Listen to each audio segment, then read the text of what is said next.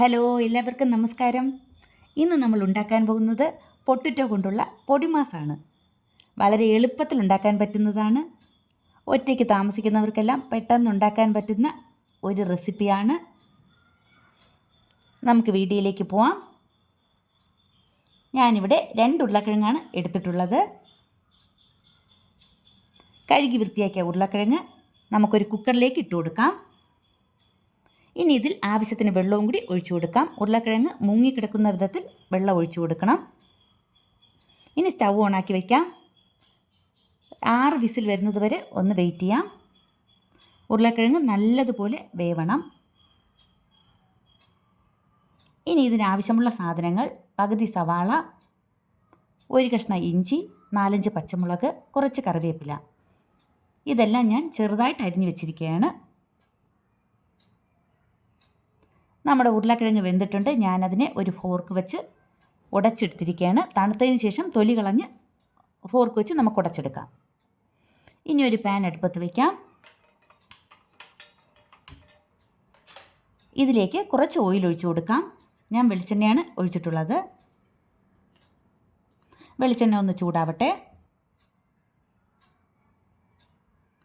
ഇതിലേക്ക് 1 ടീസ്പൂൺ ഉഴുന്നുപരിപ്പ് ഇട്ട് കൊടുക്കാം.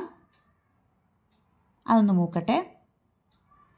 ഇനി 2 വറ്റൽമുളകും കൂടി ഇതിലേക്ക് പൊട്ടിച്ചിട്ട് കൊടുക്കാം. 1 തണ്ട് കറിവേപ്പില കൂടി ചേർത്ത് കൊടുക്കാം.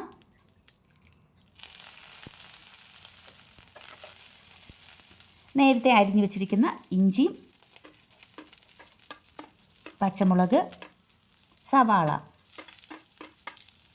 ഇത്രയും ചേർത്ത് നല്ലതുപോലെ ഒന്ന് വഴറ്റിയെടുക്കാം. കുറച്ചൊന്ന് ഫ്രൈ ആയി കിട്ടണം. ഇടയ്ക്കിടയ്ക്ക് ഇളക്കി കൊടുക്കാം. സ്റ്റൗ എപ്പോഴും മീഡിയത്തിലായിരിക്കണം.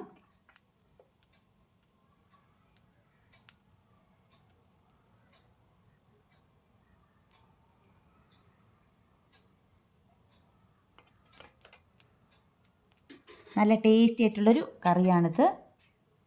നമുക്ക് എളുപ്പത്തിൽ പെട്ടെന്ന് ഉണ്ടാക്കാൻ പറ്റുന്നതുമാണ്. ഇപ്പോൾ നമ്മുടെ ഇഞ്ചിയെല്ലാം നല്ല മൂത്ത് വന്നിട്ടുണ്ട്.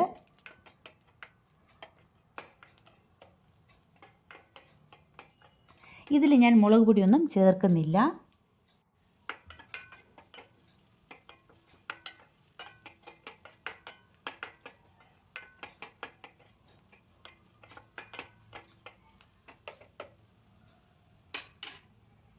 ഇനി ഇതിലേക്ക്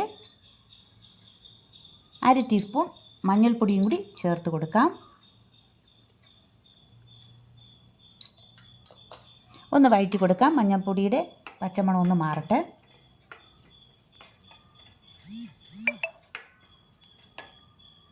ഒരു ടീസ്പൂൺ ഉപ്പും കൂടി ചേർത്ത് കൊടുക്കാം. ഉപ്പ് ആവശ്യത്തിന് മാത്രമേ ചേർക്കാവൂ. കൂടുതൽ ആവരുത്. ഉപ്പ് കൂടിക്കഴിഞ്ഞാൽ നമുക്കിപ്പോൾ ഒന്നും ചെയ്യാൻ പറ്റില്ല.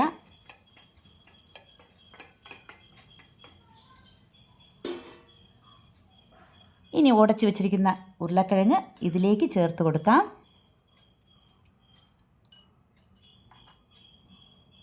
എല്ലാം കൂടി നല്ലതുപോലെ ഒന്ന് ഇളക്കി യോജിപ്പിക്കാം. നല്ലതുപോലെ മിക്സ് ആവണം.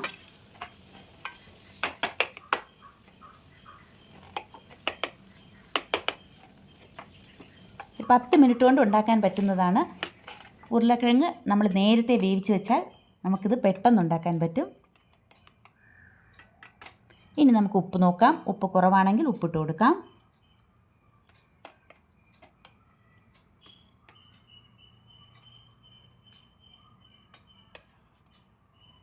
അങ്ങനെ നമ്മുടെ പൊട്ടറ്റോ കൊണ്ടുള്ള പൊടിമാസ് റെഡി ആയിട്ടുണ്ട്.